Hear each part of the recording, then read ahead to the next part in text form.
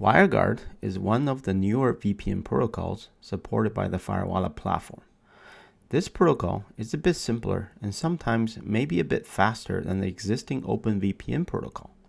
To enable Wireguard VPN on the Firewalla platform, first launch your Firewalla app, tap on the VPN server button, then turn on Wireguard. Once Wireguard is on, first thing to look at is the port forwarding section.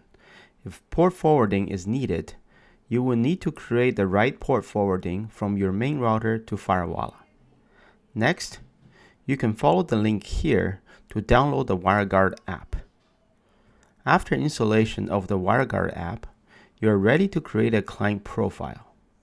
Please remember, unlike OpenVPN, Wireguard client profiles cannot be used simultaneously.